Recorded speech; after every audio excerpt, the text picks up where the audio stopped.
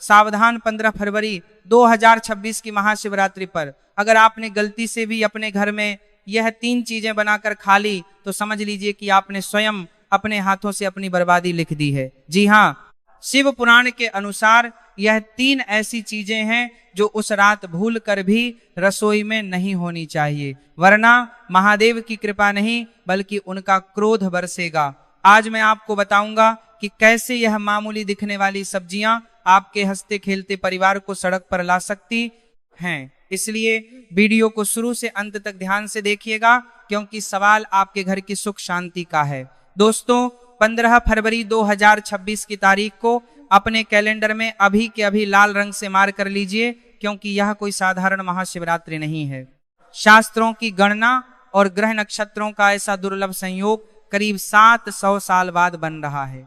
लेकिन ठहरिए, अगर आप सोच रहे हैं कि केवल मंदिर जाकर जल चढ़ा देने से सब कुछ ठीक हो जाएगा तो आप बहुत बड़ी गलतफहमी में हैं। शिव पुराण के रुद्र संगीता में स्पष्ट लिखा है कि महाशिवरात्रि के दिन अगर आपके घर की रसोई में यह 3 सब्जियां गलती से भी बन गईं या काट भी ली गईं तो महादेव का तीसरा नेत्र नहीं खुलता बल्कि आपके घर का विनाश शुरू हो जाता है। जी हाँ, आपने सही सुना, कंगाली ऐसे दरवाजे खटखटाएगी कि आप समझ भी नहीं पाएंगे कि पैसा आ कहां से रहा है और जा कहां रहा है। आज के इस वीडियो में मैं आपको उन 3 अभिशप्त सब्जियों के बारे में बताने जा रहा हूं जो इस महाशिवरात्रि पर जहर के समान है। और सुनिए, जो तीसरी सब्जी है ना, वह तो हर भारतीय घर में रोज बनती है और वही आपकी सबसे बड़ी भूल साबित हो सकती है। तो क्या आप तैयार हैं उस सत्य को जानने के लिए जो आपको और आपके परिवार को आने वाले भारी संकट से बचा सकता है? इस वीडियो को एक पल के लिए भी छोड़ने की गलती मत करना, क्योंकि यहाँ बात सिर्फ व्रत की नहीं है, बात आपके घर की सुख शांति और समृद्धि की है। चलिए सबसे पहले यह समझते हैं कि 15 फरवरी 2026 इतना खास क्यों है। ज्योतिष शास्त्र के अनुसार इस बार महाशिवरात्रि पर मकर राशि में एक ऐसा त्रिग्रही योग बन रहा है जो सीधा भगवान शिव के रौद्र रूप से जुड़ा है। जब भी ऐसा योग बनता है तो पृथ्वी पर नकारात्मक और सकारात्मक दोनों ऊर्जाएं अपने चरम पर होती हैं। ऐसे समय में हम जो खाते हैं वह सीधा हमारे मन और भाग्य पर असर डालता है। भोजन केवल पेट भरने का साधन नहीं है बल्कि यह ऊर्जा का स्रोत है। जैसा खाए अन्न वैसा होए मन, ये कहावत तो आपने सुनी होगी, लेकिन महाशिवरात्रि के दिन यह कहावत एक नियम बन जाती है। अब आप सोच रहे होंगे कि सब्जियां तो प्रकृति की देन है, फिर वो अशुभ कैसे हो सकती हैं? तो आपको बता दूं कि आयुर्वेद और गरुड़ पुराण के अनुसार कुछ सब्जियां ऐसी होती हैं जो तामसिक गुणों से भरी होती हैं। शिवजी वैरागी हैं, उन्हें सात्विकता पसंद है। इस दिन वातावरण में शिव तत्व की प्रधानता होती है। अगर आप उस दिन तामसिक भोजन पकाते हैं तो आप सीधे तौर पर उस दिव्य ऊर्जा के प्रवाह को अपने घर में आने से रोक देते हैं। ये वैसा ही है जैसे आप आग में घी डालने की जगह पानी डाल दें। तो चलिए बात करते हैं पहली सब्जी की, जिसे देखकर शायद आपको यकीन ना हो, लेकिन शास्त्रों में इसे महाशिवरात्रि के दिन घर में लाना भी वर्जित माना गया है। वो सब्जी है बैंगन। जी हाँ, चौंकिए मत बैंगन को लेकर। हमारे धर्म ग्रंथों में बहुत ही कड़ा नियम है। कार्तिक मास और विशेष तिथियों पर बैंगन खाना मना है, लेकिन महाशिवरात्रि पर तो इसे छूना भी पाप माना गया है। क्या आप जानते हैं क्यों? इसके पीछे एक वैज्ञानिक और आध्यात्मिक दोनों कारण है। आध्यात्मिक कारण यह है कि बैंगन को अशुद्ध माना जाता है। पुरानी मान्यताओं के अनुसार इसमें बीज बहुत अधिक होते हैं और यह मन में चंचलता और वानों का भाकर पाने को कारण कर रहे हैं, सना को बढ़ावा देता है। शिवरात्रि की रात संयम और साधना की रात है। हमें अपने मन को स्थिर करना होता है ताकि हम शिव तत्व से जुड़ सके। अगर आप इस दिन बैंगन की सब्जी बनाते हैं या उसका भरता बनाते हैं तो आपके घर के सदस्यों के मन में क्रोध और आवेश बढ़ेगा। छोटी छोटी बातों पर लड़ाई झगड़े होंगे और जहां क्लेश होता है वहां से लक्ष्मी रूठकर चली जाती है। वैज्ञानिक दृष्टिकोण से देखें तो इस मौसम में बैंगन में कीड़े होने की संभावना सबसे अधिक होती है और शिवरात्रि पर हम जो भी खाते हैं वहां शुद्ध और पवित्र होना चाहिए। अगर अनजाने में भी आपने अशुद्ध भोजन कर लिया तो आपका पूरा व्रत और पूजा खंडित हो सकती है। इसलिए गांठ बांध लीजिए कि 15 फरवरी को बाजार से सब्जी लाते समय बैंगन की तरफ देखना भी नहीं है। अब आगे बढ़ते हैं और बात करते हैं दूसरी सब्जी की, जो बैंगन से भी ज्यादा खतरनाक मानी जाती है। यह सब्जी सीधे तौर पर शनि और राहु से जुड़ी है और शिव जी की पूजा में इनका प्रभाव नकारात्मक हो सकता है। यह सब्जी है मूली। शायद आपको यह जानकर हैरानी हो रही होगी, आप कहेंगे कि मूली तो सलाद है, सेहत के लिए अच्छी है, लेकिन रुकिए, हम यहाँ सेहत की नहीं, हम यहाँ ऊर्जा और तरंगों की बात कर रहे हैं। मूली को एक तीखी गंध वाली सब्जी माना जाता है।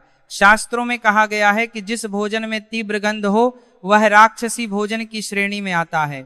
महाशिवरात्रि की रात को काल रात्रि भी कहा जाता है। इस रात को नकारात्मक शक्तियां भी सक्रिय होती हैं। जब आप घर में मूली काटते हैं या पकाते हैं तो उसकी गंध से घर का वातावरण भारी हो जाता है। यह गंध सकारात्मक ऊर्जा को काट देती है। शिव पुराण के अनुसार महादेव को वह चीजें अर्पित की जाती हैं जो शीतलता प्रदान करें, जैसे दूध, दही, चंदन। मूली की तासीर और गंध दोनों ही उग्र हैं। अगर आपने इस दिन मूली के पराठे या सब्जी बनाई तो समझ लीजिए कि आप अपने घर में बीमारी को न्योता दे रहे हैं। ऐसा माना जाता है कि इस दिन मूली खाने से व्यक्ति की बुद्धि भ्रष्ट हो सकती है और वह ऐसे गलत निर्णय ले सकता है जिसका पछतावा उसे साल भर करना पड़ेगा।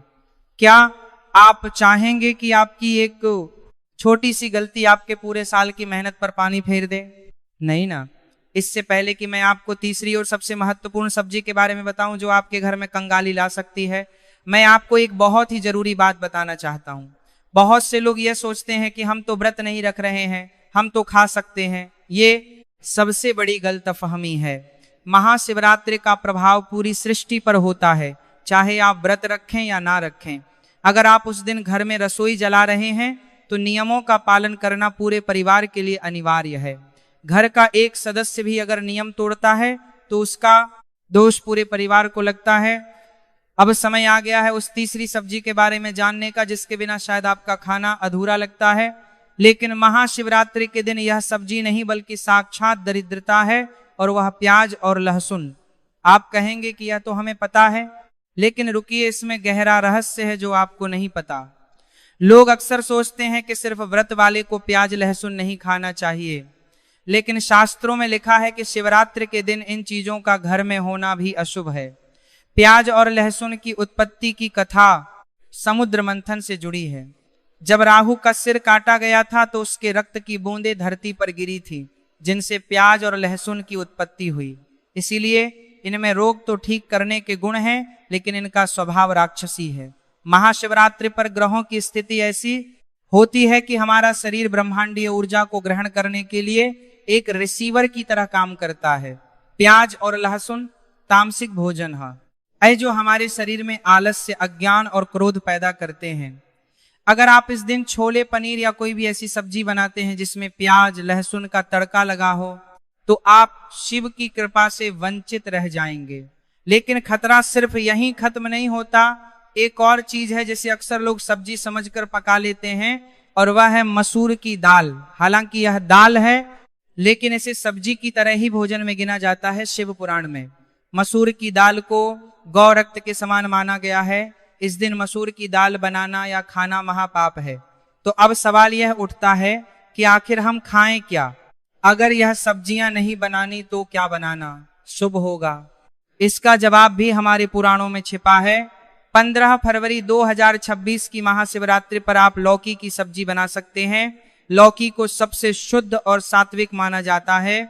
इसे खाने से मन शांत रहता है और शरीर हल्का रहता है, जिससे पूजा पाठ में मन लगता है। इसके अलावा आप कच्चा केला, कद्दू या तुराई की सब्जी भी बना सकते हैं। यह सभी सब्जियां सात्विक श्रेणी में आती हैं और शिव जी को प्रिय हैं। दोस्तों, एक बात और ध्यान से सुनिए। अक्सर हम इन नियमों को अंधविश्वास मानकर इग्नोर कर देते हैं। हम सोचते हैं कि अरे भगवान तो भाव के भूखे हैं, उन्हें खाने पीने से क्या फर्क पड़ता है। यह सच है कि भगवान भाव के भूखे हैं, लेकिन यह भी सच है कि जैसा अन्न वैसा मन। अगर आपका अन्न ही शुद्ध नहीं होगा तो आपका मन शुद्ध कैसे होगा? और अशुद्ध मन से की गई पूजा कभी फलित नहीं होती। 15 फरवरी का दिन एक ऐसा मौका है जब आप अपने पुराने पापों को धोकर एक नई शुरुआत कर सकते हैं। उस दिन ब्रह्मांड का द्वार खुला होता है। अगर आप थोड़ा सा संयम बरत लेंगे, अपनी जीभ पर थोड़ा सा काबू रख लेंगे तो महादेव आपकी झोली खुशियों से भर देंगे। कल्पना कीजिए, उस रात की जब पूरा संसार शिव की भक्ति में लीन होगा, मंदिरों में घंटियां बज रही होंगी, हवा में अगरबत्ती की सुगंध होगी और आपके घर में भी सात्विक भोजन की खुशबू आ रही होगी, जब आप शुद्ध मन और शुद्ध शरीर से महादेव के सामने हाथ जोड़ेंगे तो वह ऊर्जा सीधे आपके भीतर प्रवेश करेगी। आपको महसूस होगा कि कोई शक्ति है जो आपकी रक्षा कर रही है। लेकिन जरा सोचिए, अगर उसी समय आपके घर में प्याज लहसुन की गंध आ रही हो या बैंगन पक रहा हो तो वह सात्विकता खंडित हो जाएगी।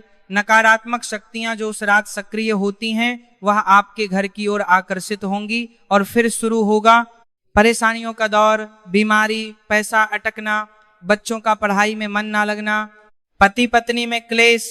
यह सब उसी नकारात्मक ऊर्जा का परिणाम होता है। इसीलिए मेरी आपसे हाथ जोड़कर विनती है कि 15 फरवरी 2026 को एक प्रयोग के तौर पर ही सही, लेकिन इन नियमों का पालन जरूर करें। अपने घर की महिलाओं को, माताओं को, बहनों को पहले ही बता दें कि इस दिन बाजार से बैंगन, मूली, प्याज, लहसुन और मसूर की दाल बिल्कुल ना खरीदें, बल्कि एक दिन पहले ही रसोई की सफाई कर लें। गंगा जल छिड़क कर रसोई को पवित्र करें, क्योंकि रसोई घर का मुख्य केंद्र होता है। अगर रसोई शुद्ध है तो पूरा घर शुद्ध है।